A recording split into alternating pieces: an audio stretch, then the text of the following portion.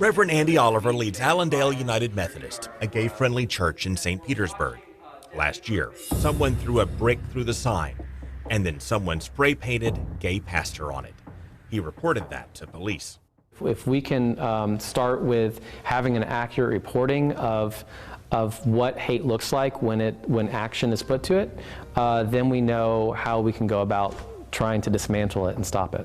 Just down the road, Pastor Candace Schultes leads King of Peace, which someone defaced with a swastika. And so we called the police, and the police came and took a report.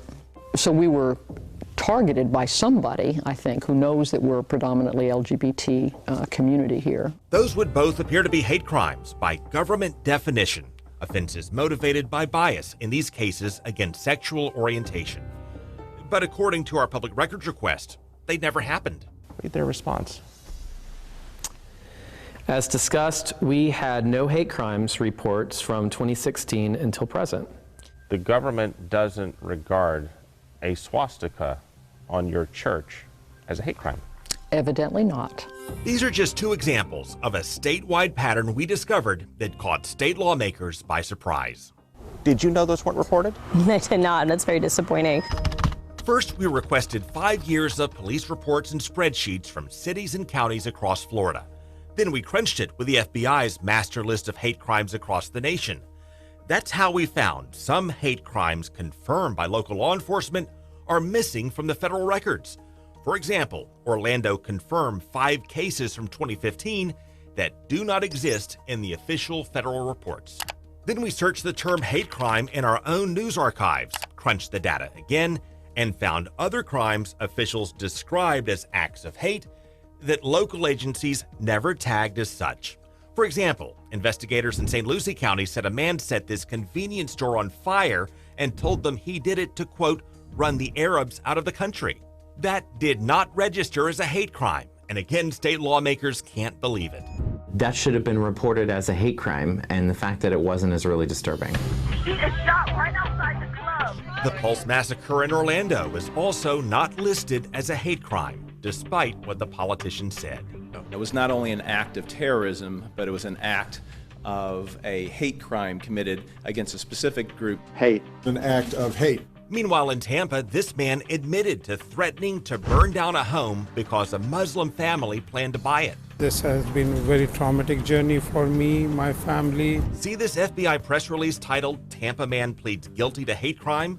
This is a federal case that does not appear in the FBI's master list. While local agencies process other hate crimes that never work up the chain, while others never get logged to begin with. In Florida, the major cities have generally either not reported or underreported. Professor Brian Levin leads the Center for the Study of Hate and Extremism at the University of California at San Bernardino. We asked him to analyze our findings. We see a lot of 0, 0, 0, zeros. There's no way that in a state this large and this diverse that we would have that per capita number of hate crimes. Any criminologist would tell you so. We have a problem in Florida that's acute and different than some of the other states. And he says it's costing Florida because support to fight hate crime is largely based on the stats, and underreporting could also fuel more attacks. They're not just going to be denied funding. They're not responding to these crimes that are affecting large swaths of their population. Which brings us to what's causing lapses in reporting. First, Florida's hate crime law does not protect people based on gender or gender identification. So for example, the man who killed 2 women in a Tallahassee yoga studio and said he was motivated by hatred of women did not commit a hate crime under state law. How can that be? The fact that we can't even prosecute that type of hate crime just speaks to how archaic Florida's current statute is. That yellow is the worst years for the decade. Meanwhile, Professor Levin says Florida also lacks state-driven training and policies other states have to improve reporting.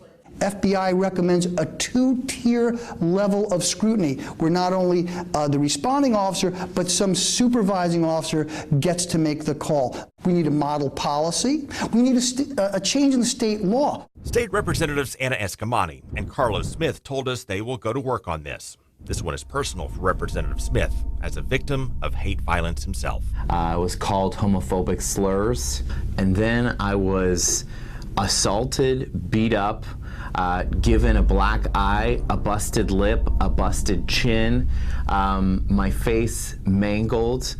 It's a serious problem. Meanwhile, back at Allendale United Methodist Church, Pastor Andy Oliver is concerned about more than his vandalized sign. Shortly after we left this interview, someone fired a bullet into the church building where they care for the preschool kids. Police can't say they were targeted.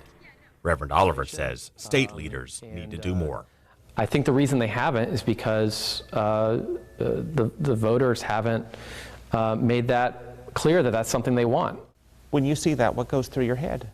People at the top can kind of wash their hands of it and say, well, there's no problem here.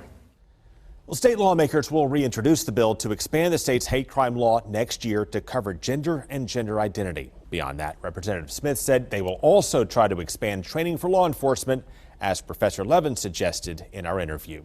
Craig Patrick, Fox 13 News.